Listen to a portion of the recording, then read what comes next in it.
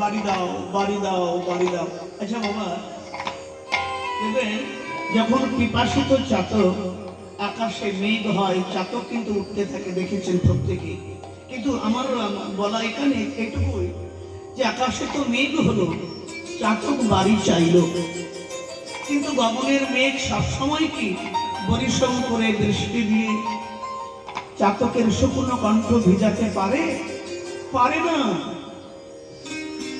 কখনো দুই এক ফোঁটা বাড়ি দিল, আবার কখনো ওই মেঘ এমন হাওয়া উঠলো যে মেঘকে উড়িয়ে নিয়ে ভিন রাজ্যে নিয়ে চলল।